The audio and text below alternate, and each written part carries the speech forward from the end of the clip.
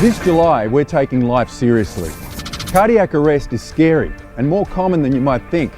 Did you know that every year nearly 9 million people will experience a cardiac event outside of hospital? Would you know what to do? I'm Australian actor Steve Bastoni, and I'm urging everyone to learn CPR as part of our Don't Die July campaign. Visit don'tdiejuly.com and sign up today, because you can't put a price on life.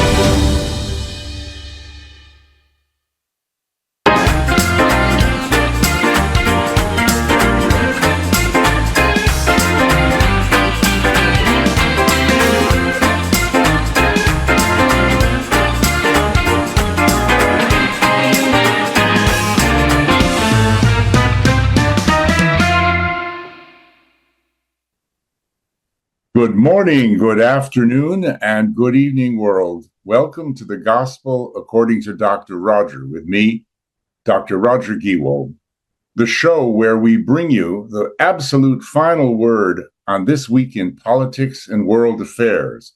Each Sunday, my guests and I will look at the issues of what has happened in the past week and how they are going to affect us going forward, and the events and moments that have defined the week and how they're going to affect the days to come.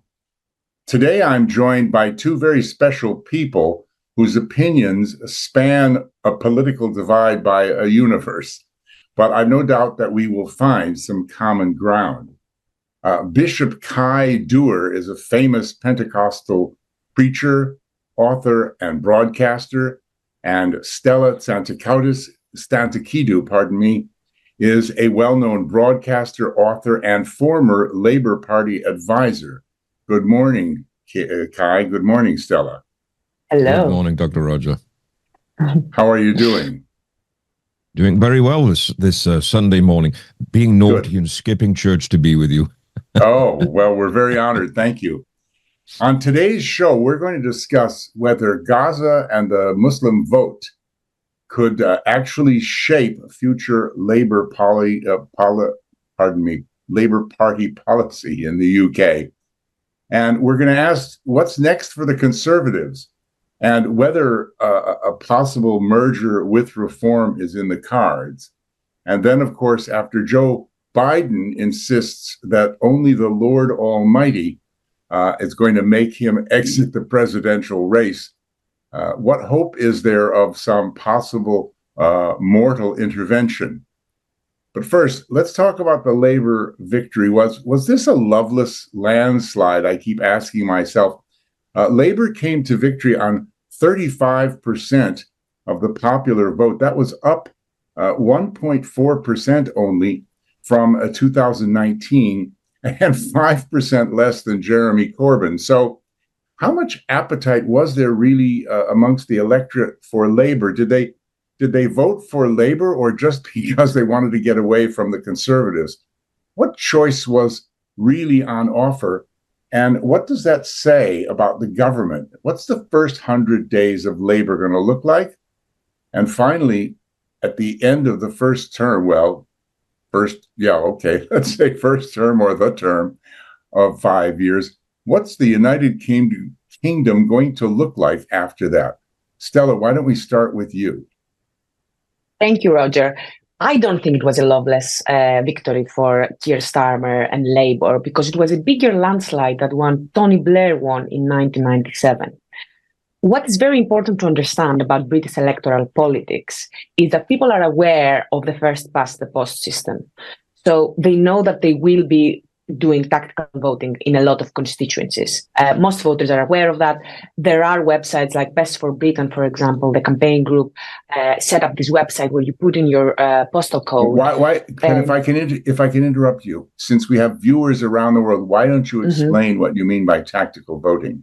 Because people won't understand. Tactical voting. So in a constituency, so in the UK, members of parliament are elected in each constituency to represent a specific constituency, rather than the party with the most votes gets a certain number of MPs, and depending on the percentage of votes that they achieved nationally.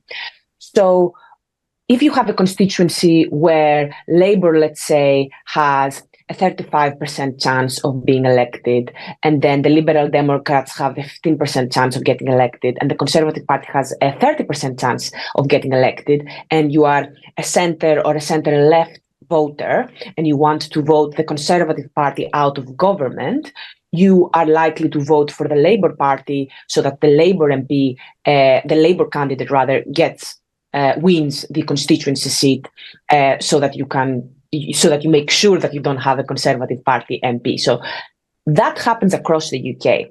So what that means is that there will have been people who may have wanted a Labour government, but voted for their local Liberal Democrat MP, or people who would have liked the Labour government, but who felt secure enough that Labour was going to win the majority because of, especially because of the campaigning message of the Conservative Party for the last few weeks, which pivoted to vote against the Labour Party because you don't want a super majority. I think that the message eventually did cut through, and some people will have taken that into consideration. So you don't think... Go on. Go ahead. On the other hand, I also do think that a lot of Labour voters who will have been following the news, and I saw that on the doorstep as well when campaigning and speaking to voters, they thought Labour is going to win very, very easily. So I'm either just not going to bother to show up, or I'm going to vote for the Greens or the Independents because I want to do a protest vote and I want to show my dissatisfaction with the establishment or whatever. So you've covered every possibility except the possibility that I said, which is that people voted for anybody other than Conservatives because they wanted the Conservatives out. I mean, personally, I don't think that many of the 68 million Brits, and whatever 40% voted, whatever, 60%, I don't think that many of them are as sophisticated enough to engage in tactical voting. I mean, you don't allow the possibility that people didn't really want Labour, but they didn't want the Conservatives more, because that's the one thing you didn't mention. For sure, there will be people who, especially more traditional Conservative voters, who are not natural Labour allies and who do not have a special love for Keir Starmer.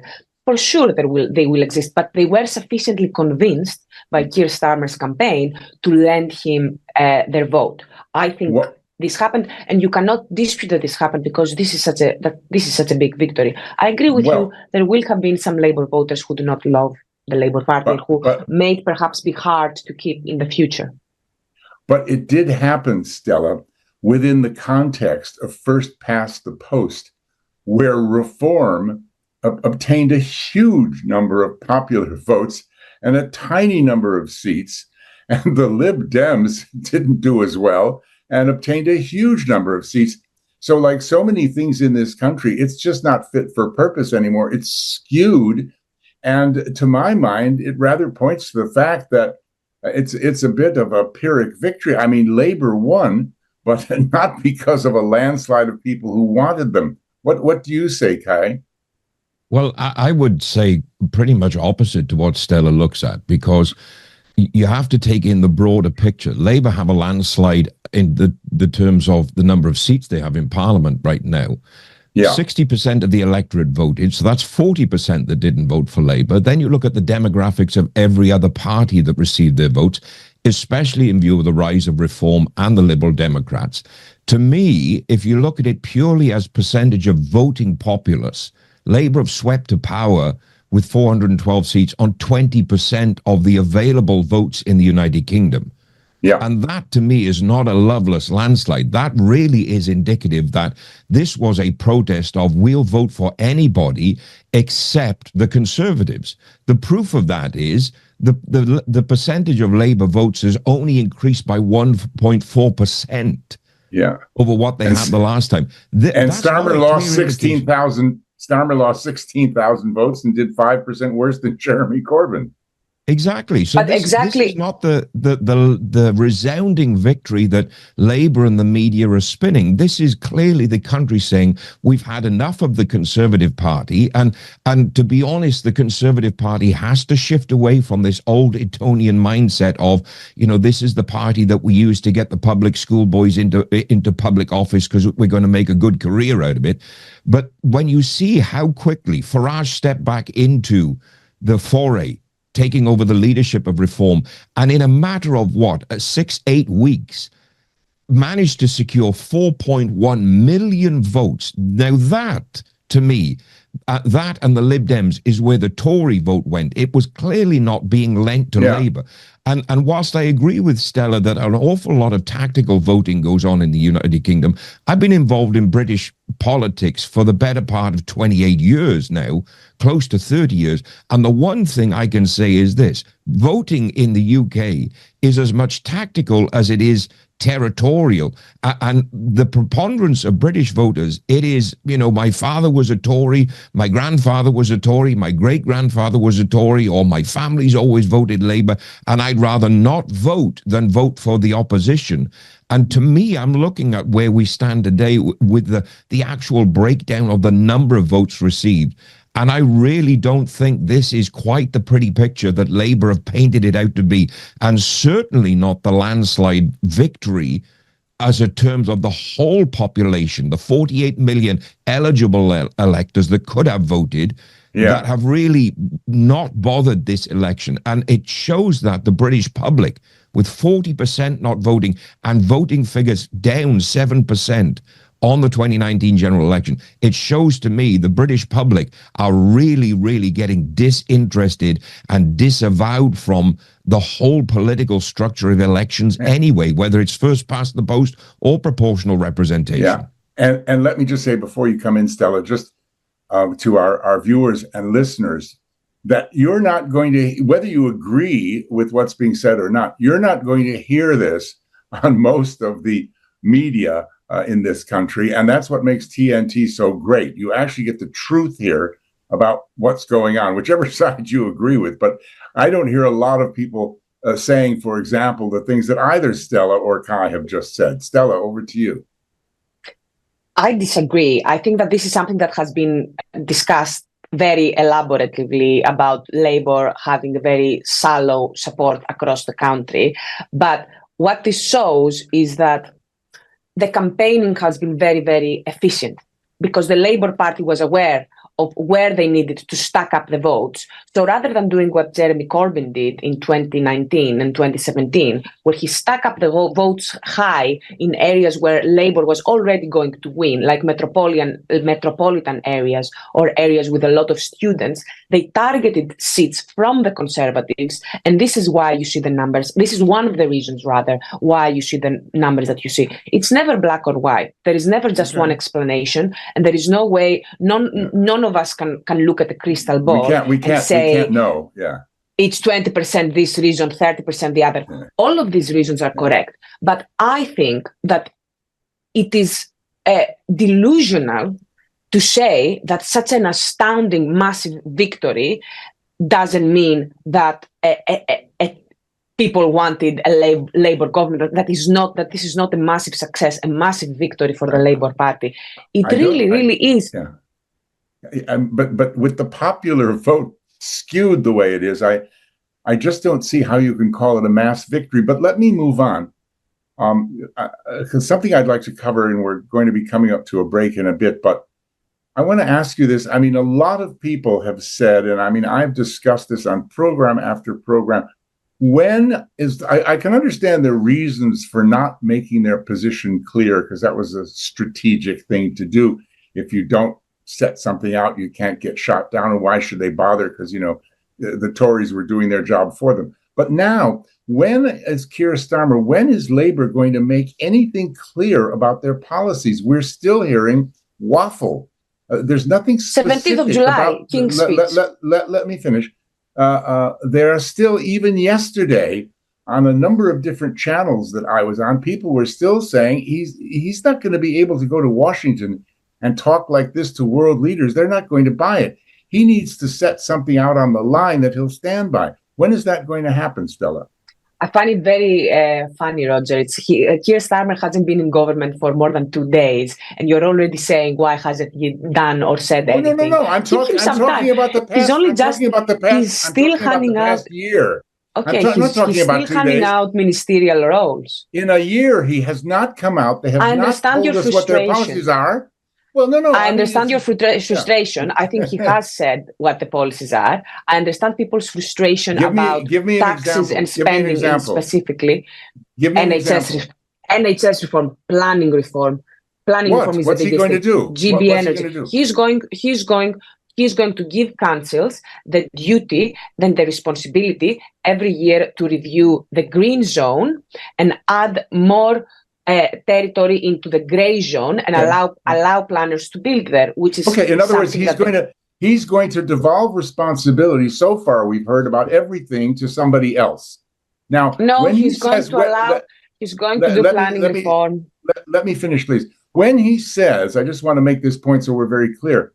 When he says we're going to stop the small boats, we're going to control the immigration, we're going to break up the drug cartels. Yeah, that's fine to say, but nobody believes that. Does he think they're not trying to break up the drug cartel, the smuggling cartels now?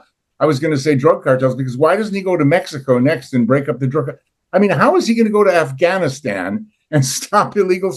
What is he actually going to do that works? So, 17th of July is the King's Speech, which is when Keir Starmer will be laying down his legislative plans. Okay, so on the 17th of July, we're going to hear, I'm going to hold you to that. On the 17th of July, we're going to see a new Keir Starmer who's going to say, I am going to specifically do this, that, and the other thing. Kai, what do you think? Well, the problem with the King's Speech is it just outlines a legislative agenda. It doesn't tell you the details of what the plan is, how we intend to enact it, what it's going to cost, who's going to be affected by it. For the last how many weeks during the election campaign, we've heard Sir Keir Starmer talk about changes coming. The morning of the 5th of July, changes here. Let me stop you there because let me stop you because we need to go to break now, but we're going to pick this up the minute we come back. See you all in a few minutes, folks.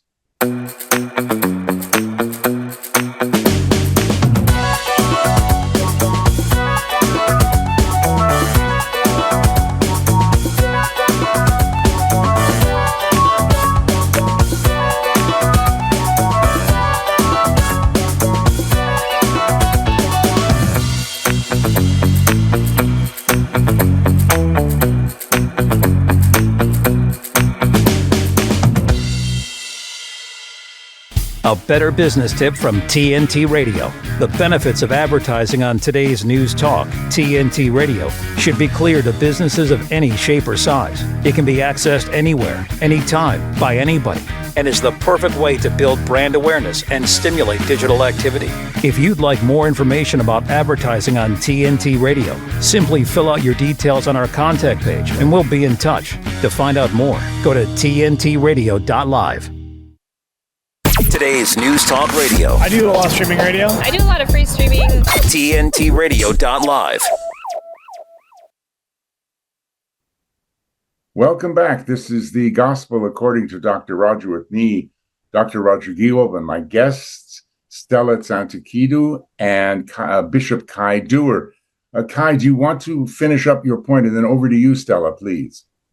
Well, I was saying, Roger, for months now, we've heard Sir Keir Starmer talk about change is coming. The morning of the 5th of July, all through the night, right through to his speech outside of number 10, change is here. What is the change? What does it look like? You know, I make a point, unlike most people in the United Kingdom, of going through every single manifesto in the run-up to the election. I want to know what they stand for, there's a load of mumbo jumbo that is the usual political speech in every single one of them. But Labour is the only manifesto that to me offered no clear indication of what are the proposed policies. You talk about economic reform. How does that look? Because I live in a devolved Labour government area of the United Kingdom. I live in Wales. Their policy towards economic reform in Wales has absolutely devastated small and medium enterprise.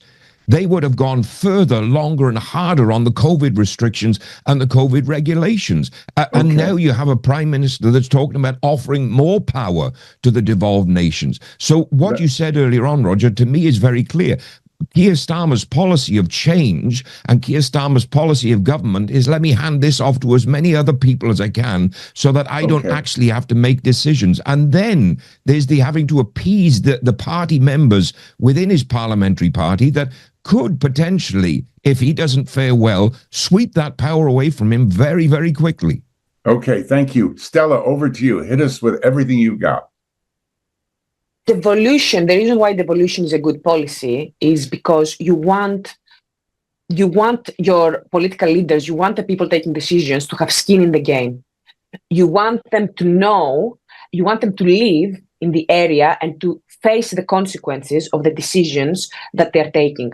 And this is why centralized government, even in a big company, for example, this is why having very centralized decisions where the people taking the decisions do not have to live with the consequences and do not have to clean up their mess can be a big problem. So as an idea, I think is a very good one. Now, my issue with saying that there is no plan, that Keir Starmer has not been putting out any policies, is that I feel like this is a very bad faith argument, because every time I tell you, okay, so he has said he's going to do this or that and the other, and he has a full manifesto and it's fully costed and all of that, you are telling me, no, it's not this, it's not that. Just say that you disagree with his policies or that you don't think they go far enough. I can accept that. I can accept you saying, I don't think this policy is going to go far enough to deliver the growth that Keir Starmer has promised, because growth, as we know, is not something that you can predict perfectly, and it is very, very difficult. I will accept that for sure. And I'm not saying that Keir Starmer has an easy job on his plate. He has a very difficult job. I'm sure there will be disappointments in the next few years.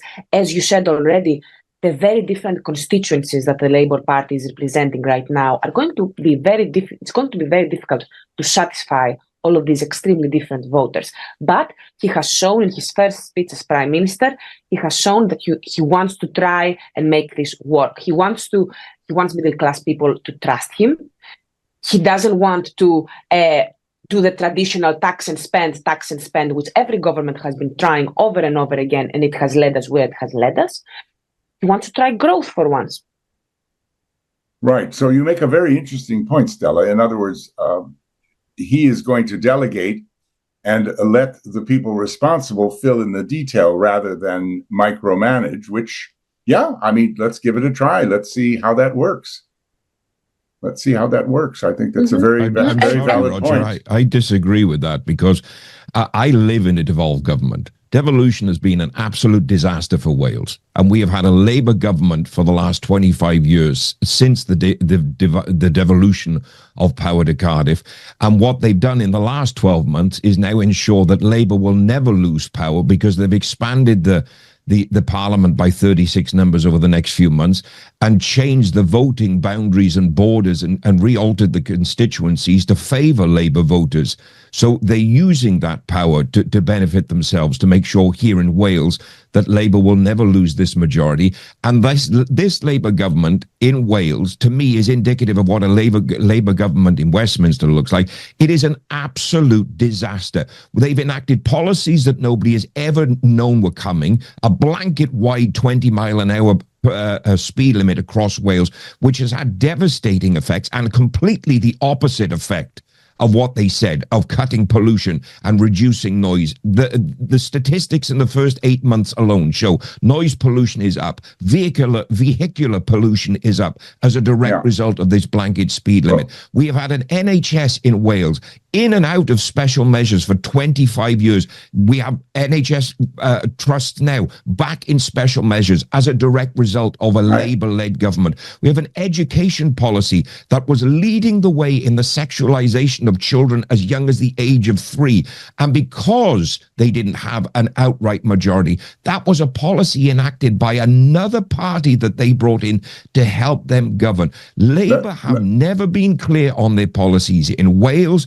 To me, Wales is a great precursor of what we're likely to see across the country. And now, because Labour has a majority, they have an unfettered ability to bring in whatever they want. We have 20 miles an hour all over London as well.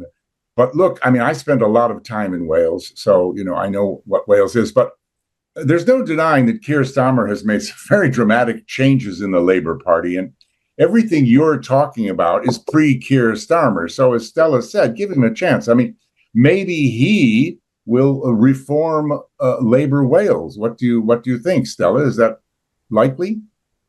Well, I have two questions. Firstly, how do you think exactly having the Conservative government that we've had for the last 14, 15 years will have impacted the Welsh government?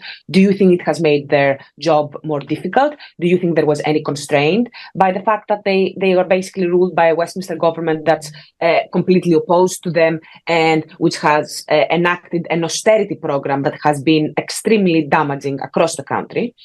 And secondly, why do you think that the voters keep on returning Labour MPs then? If they are so incredibly dissatisfied with the Welsh government, why do they keep on voting for them? Hasn't this election proven to us that voters will vote out a party when they are dissatisfied with it?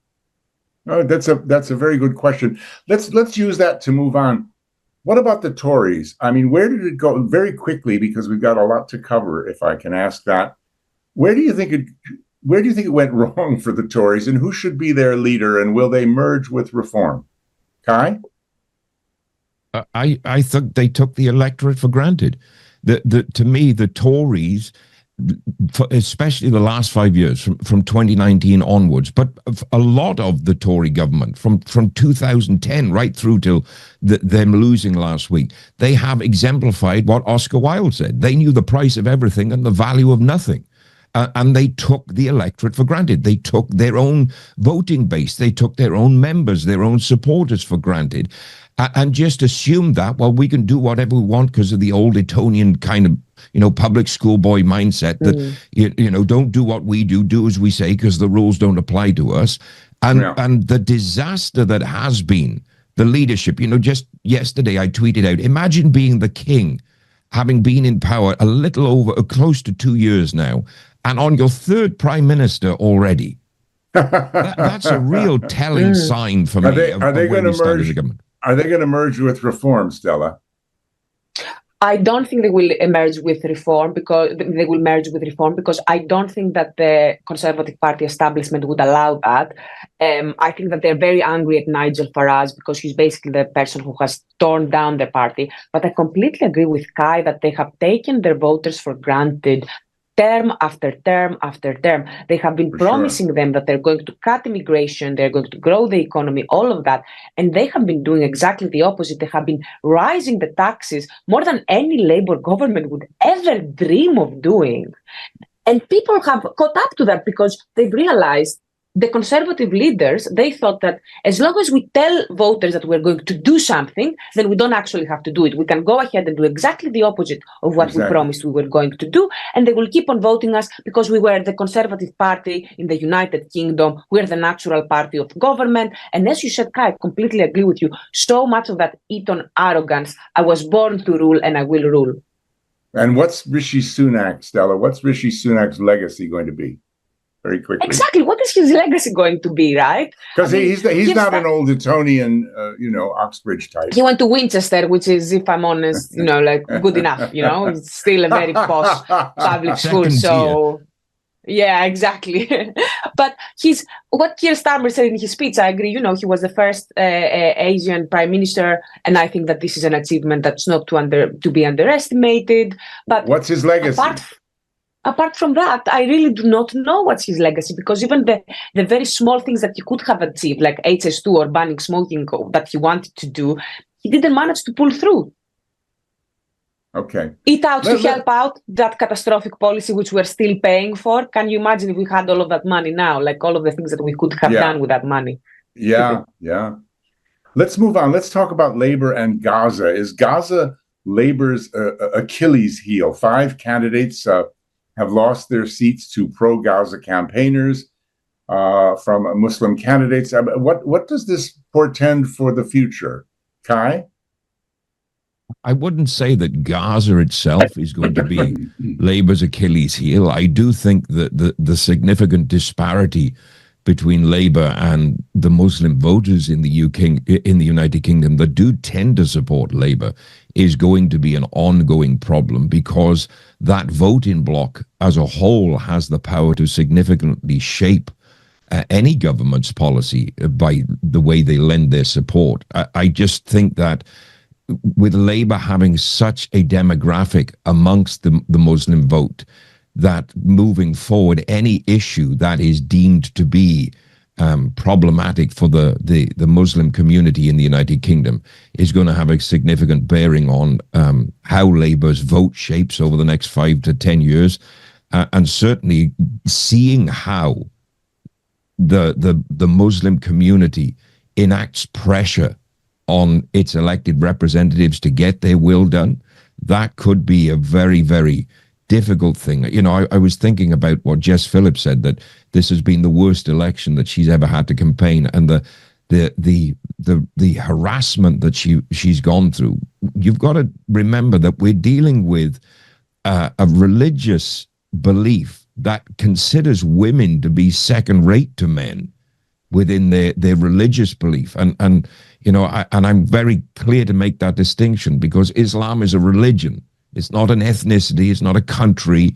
It is a religion. And the Muslim vote moves along its religious ideology and its belief system, not a cultural line. So that's going to be a real problem, because they will, as we've seen, enact force, enact a campaign of harassment to push their agenda forward. And that, it doesn't matter who's in power, Labour, Conservative, Lib Dem, that is going to be a problem for any government. But it will be, for me anyway, it will be a real problem for the Labour Party, because they have the largest number of Muslim voters in the United Kingdom. Let me ask you, are we going to see a change in British policy towards Gaza? Is it going to affect the UK's relations with Israel? What do you think, Kai? I certainly think if the current trend, as we've seen in the electoral campaign, if the current trend towards Gaza continues and the pressure keeps up from the Muslim voters of the United Kingdom, then there potentially is going to be a significant change in the UK's approach to Gaza, in the UK's approach to how it deals with Israel. I think that is a very, very unwise decision to allow that to be an influence, and it would really be a kind of a benchmark, a hallmark of what kind of leader we would see in Keir Starmer, or what kind of government we would see from a Labour government. And I would say exactly the same if it was Rishi Sunak and the Tories in power today, to bow to the will of a small group of people within the community that would affect the larger group of the population. We have to have a position, particularly on Gaza, and particularly on our relationships with Israel, that is in keeping with the international community, but is reflective of the fact that we also have a large Jewish population in the United Kingdom that for the last few months, since October 7th of last year, and beyond that, especially within the Labour Party, because we saw the results of the investigations and what happened under Jeremy Corbyn's leadership, that there is this rise in anti-Semitism in the United Kingdom, and that has to be tackled. Personally speaking, I don't think that the situation in Gaza should have any bearing on domestic policy in the United Kingdom, or the way that our vote share is spread about. Unfortunately, other people don't see it that way, and we're allowing an international incident that is playing out between two other countries affecting domestic policy as well as international relations and international policy. Stella? This is British people as well, though. It's British people, non-Muslim British people, who are also feeling very passionate about Gaza and very, very worried about what is happening there, and who would have liked the UK to take a stronger position earlier than they did. At the moment, I don't think this is going to be as much of a problem, because the international community is almost unanimous of its criticism of Israel. Kai, I take very big issue with what you said about Islam. My feminist Muslim friends would really, really protest what you said about all Muslims having this ideology. You are referring to a very loud minority of Muslims in the UK, very loud, but a minority nonetheless. There are plenty of Muslim voters across the country and plenty of Muslim Labour Party members, and I have a lot of Muslim friends who are nothing like what you are describing. And I think that it is a really big shame, and it's only going to lead us to more problems if we look at the tiny minority of Muslim voters who are campaigning in a frankly disgraceful way. I really abhor the scenes I saw from Jess Phillips' election and the way they treated her. And I think it's really disgusting to see such a strong female political voice in the UK to be treated in this way by extremists, as I would describe them. But I don't think that this is everyone. And I think that sectarian politics are rising across Europe, and I think we need to be very, very careful and bring people who have the same values together and not pit one against the other where it is possible. So where you have British Muslims who love the UK is their home, they have British values, but they're also Muslims in their faith. I don't think it is fair for them that we demonize them and we treat them as one massive group. I feel the same as a Greek. Sometimes people will talk to me and they will say, oh, but the Greek government does this, that, and the other. And I'm like, excuse me, just because I'm Greek doesn't mean I represent the Greek government. I'm not the Greek government. I don't work for them. I didn't even vote for them. I don't even live there. You can't So I think we need to be very careful because it's going to make things worse. Yeah, I think that's right. And I mean, I must say that while these demonstrations and all of the rest have made it very uncomfortable for Jewish people, I mean, I have Muslim friends who have told me that these days they go out on the street and they say, white British people glare at me, and I really don't like it. It makes me very uncomfortable. So there's anti-Islam as well going on from all of this. The extremists are, it's not good.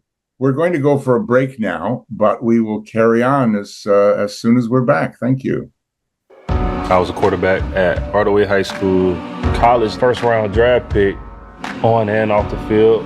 We were taught to not show any signs of weakness. During the football season, I would stop eating. But I didn't know I was depressed. I thought that something was wrong with me. For 20-plus years was physical. We didn't have any education behind what mental health was. I started to learn it starts here first. If this is together, I'll be better as a father, as a man, and as a husband. Put the importance on your mental health. I'm not scared to talk about it anymore. The first tool is therapy. The second one is positive self-talk. And then journaling, putting your thoughts on paper. We have to redefine what being a strong man is and heal, love your mind. There are 16 million children struggling with hunger in America. That's 1 in 5 daughters, sons, neighbors, and classmates who don't know where their next meal is coming from. Yet billions of pounds of good food go to waste every year. It's time we do something about it. Feeding America is a nationwide network of food banks that helps provide meals to millions of kids and families in need. Visit feedingamerica.org to help them feed even more. Together, we can solve hunger. Together, we're feeding America.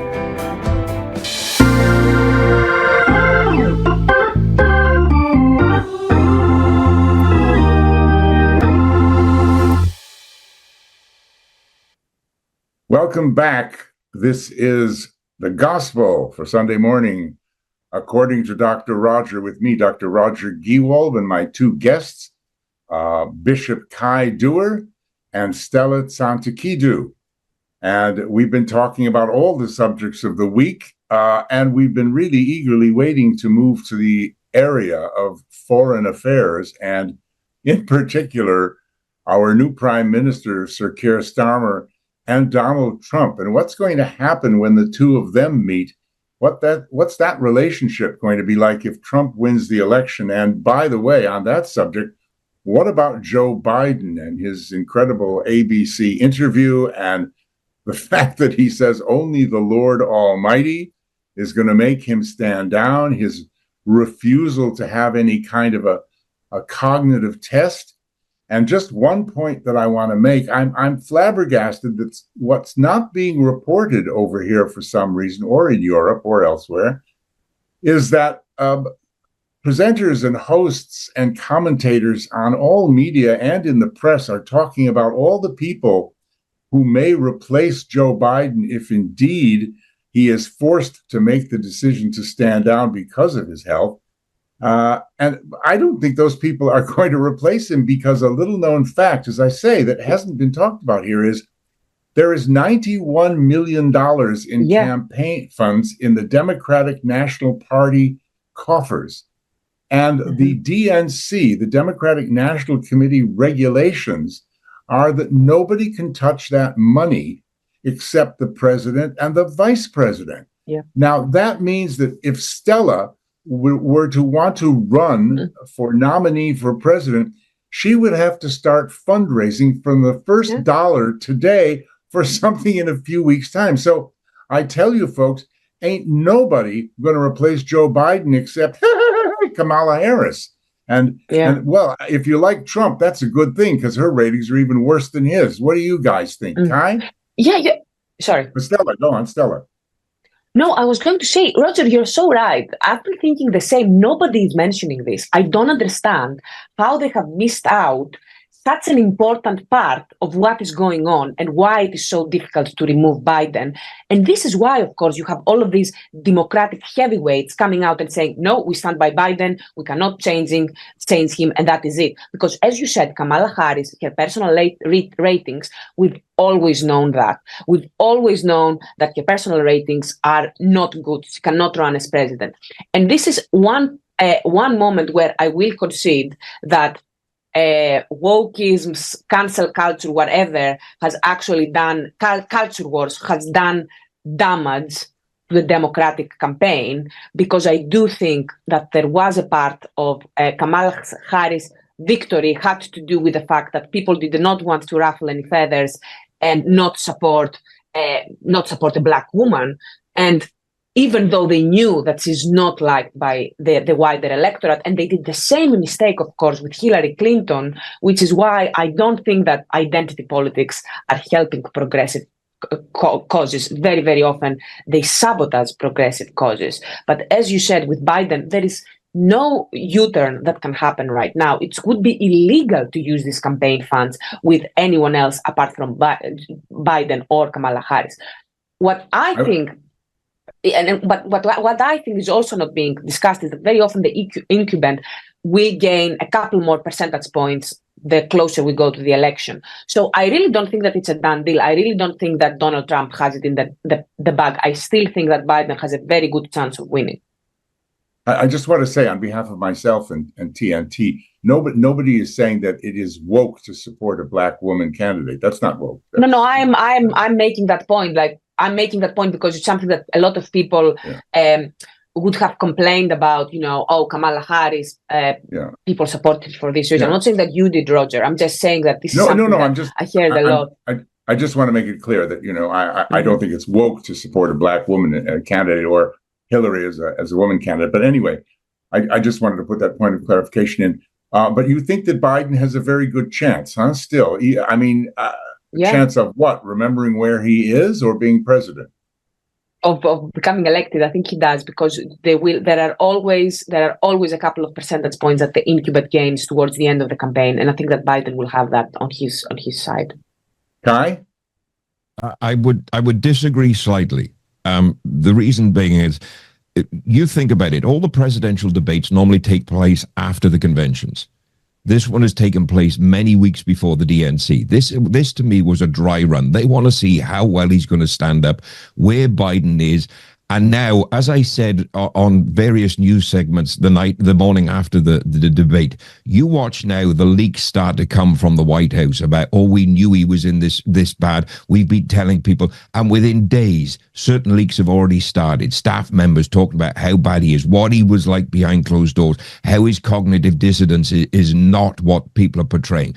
The truth of the matter is, the only reason Biden is still in the race is because the Biden camp, more than Joe Biden, has made that decision. The real power, or I should say the real power-hungry one there to me, is Jill Biden. I watched her reactions to the things that Joe was saying after the debates. I watched the way that she is. This man is clearly suffering with some form of dementia, some form of Alzheimer's, whatever it is, or as we now say, it's type 3 diabetes. And because of that, I really think he should bow out. Now, you've raised a valid point, and there is a way that another Democrat could spend that money, and the Democrats get their golden boy on the ticket, because all you have is you force Biden out of the presidency as well as the running for the election. You end up with the first female president in the United States history for an interim period, which is Kamala Harris. You get Gavin Newsom on the ticket as the vice president, and the Democratic Party's golden boy is there,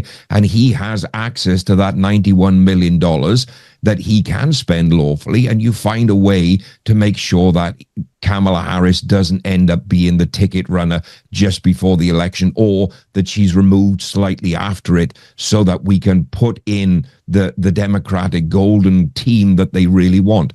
I really don't think at the moment, I know what Stella's saying, and I agree.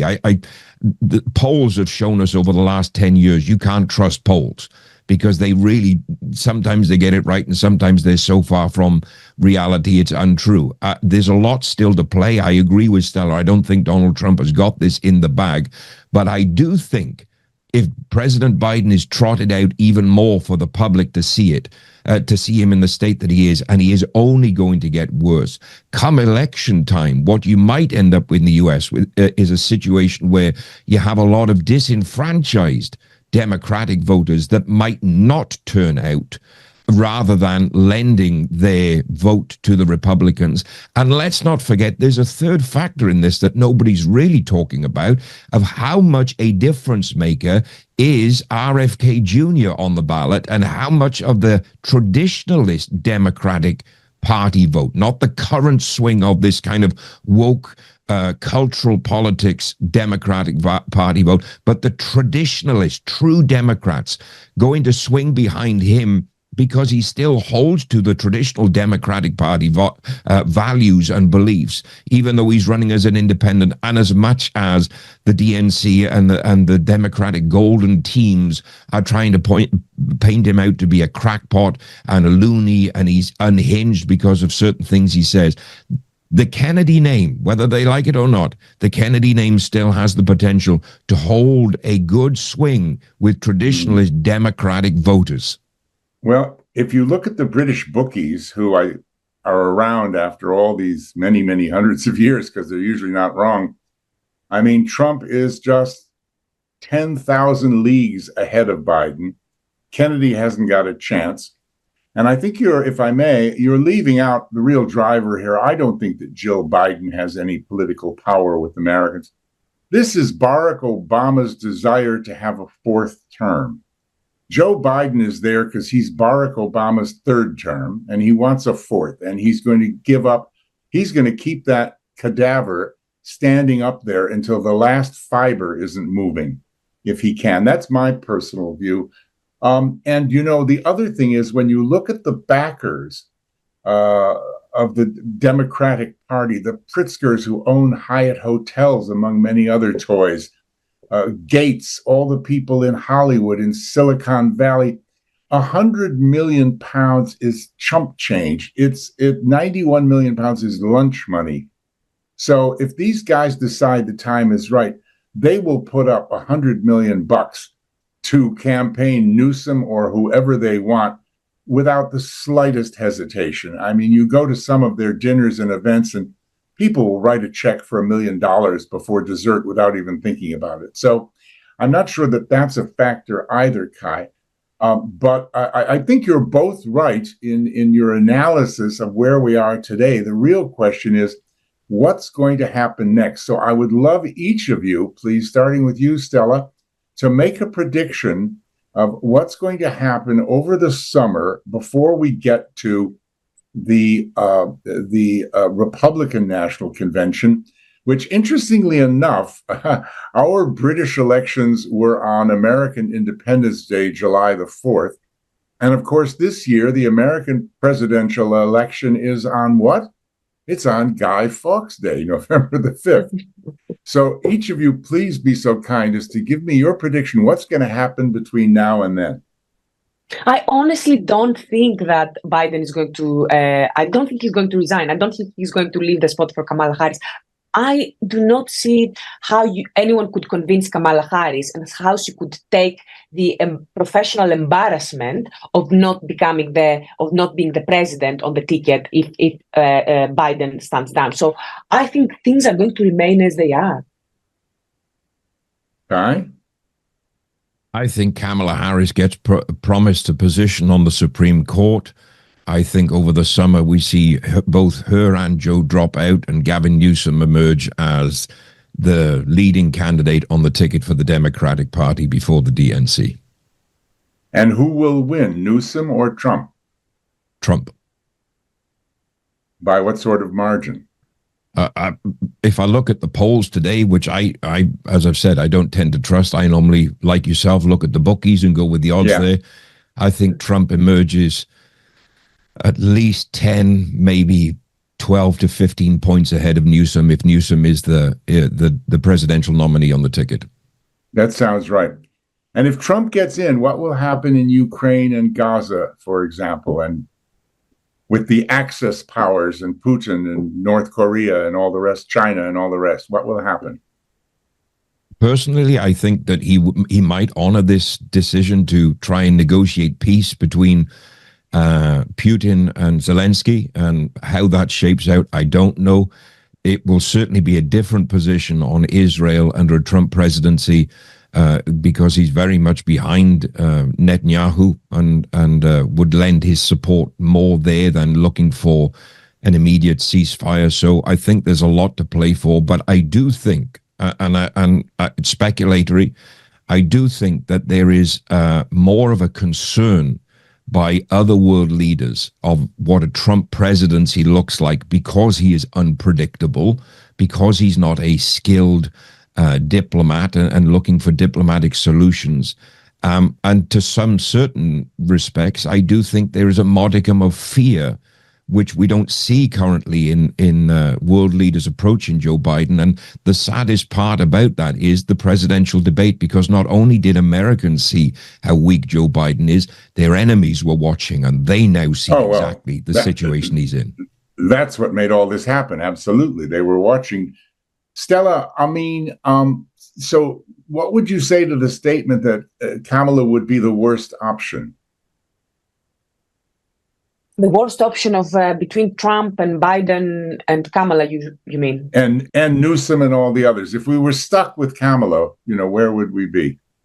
I am on the anyone but Trump camp. So any Democratic nominee for me would work better than Donald Trump, because I think the United States is going to play a very important role in the coming months and years. I think it's very, very important for the international community that Russia is not seen, that the territorial war that Russia has gone into is not seen to be tolerated by the international community, because that sends the wrong message to countries that don't have the best intentions when it comes to the West, so China and whoever else. And we need the US to be strong on this, and we want to have political leadership. And Trump fundamentally misunderstands the United States' place in the world and what it needs to be doing to safeguard Western values and to safeguard Western interests and the United States interests. I think he's being naive on this point, and I would be very, very worried if he was re-elected as President of the United States in terms of that. Good. Well, look, thank you both very much. It's been a fantastic hour with you both. I'm very, very grateful. And also to our viewers and listeners, please tune in again next week when we'll have two more absolutely fascinating guests. We were very honored this week to have two very special people with strong opinions. And thank you very much, and we'll see you again next week.